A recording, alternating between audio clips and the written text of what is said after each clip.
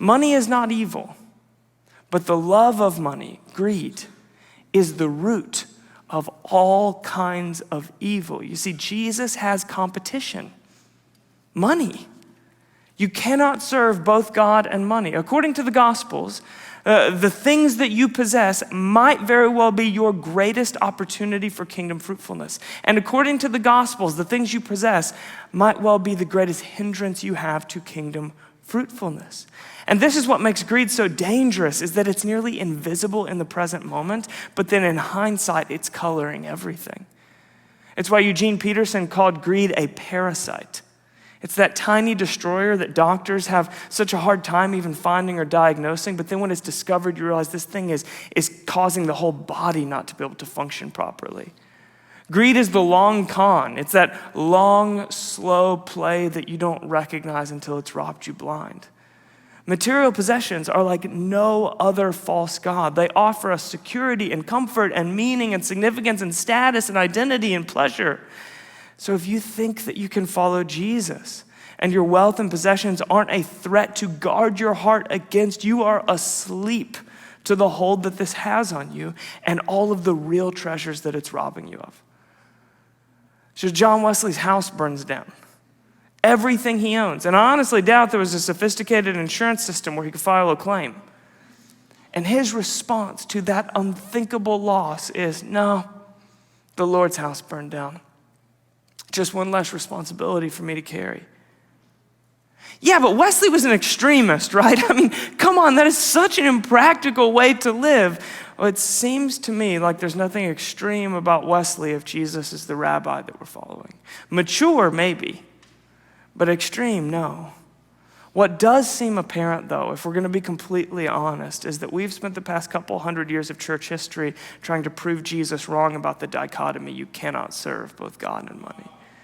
Upton Sinclair says, it is difficult to get a man to understand something when his salary depends upon his not understanding it.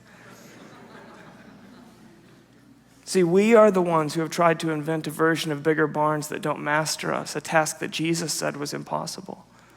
In all of his teaching, though, Jesus is doing a whole lot more than just offering a stinging diagnosis when it comes to money and possessions. He's also picking up on Yahweh's instructions from the Torah to offer a way of freeing our hearts by a new economy. He does that by raising the bar of the law of tithing in the Old Testament to the grace of generosity in the New Testament, leading all the way up to today. Jesus calls us up from tithing and into generosity. This is Luke 11. Then the Lord said to him, now then, you Pharisees clean the outside of the cup and dish, but inside you're full of greed and wickedness. You foolish people. Did not the one who made the outside make the inside also? So Jesus is talking here to temple leaders, to those supposedly aiming their lives at devotion to God, and he's instructing them on how to purify their internal lives so that they can become vessels for receiving the God that they say that they're after. But now as for what is inside you, be generous to the poor, and everything will be clean for you. So Jesus makes a direct connection between generosity with money and possessions and the purity of our hearts toward God. Woe to you, Pharisees, because you give a tenth of your mint, rue, and all other kinds of herbs, but you neglect justice and the love of God. You should have practiced the latter without leaving the former undone. Now, Jesus does not say, do justice instead of tithe. He says, do both. This is a call beyond tithing and into the way of generosity. And in the Sermon on the Mount, which is Jesus' manifesto, he seems to be replacing the Old Testament command to tithe with the New Testament invitation to be generous. In fact, in the whole of the New Testament, you will never find a command to tithing. So you're totally off the hook from that 10%.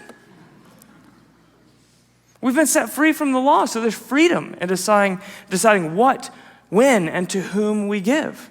But Jesus did not come to abolish the law, he came to fulfill it. And the through line of the Sermon on the Mount is that Jesus is taking every Old Testament command and raising the bar. Never once does he lower it. I'm not commanding you not to murder, I'm commanding you never even to speak ill of another person. I'm not just commanding you not to commit adultery, I'm commanding you to not think lustfully about someone else in your mind. I'm not commanding you not to tithe, I'm inviting you to learn what it is to live generous. It is very, very difficult to imagine That generosity is the one area in the whole of Jesus' teaching where he intends to lower the bar rather than raise it. And as we'll see in just a moment, in the era of the early church, where all of Jesus' teaching is getting worked out in community, the practice of generosity very frequently exceeded 10%. Your spiritual life is directly connected to how you manage your money and possessions.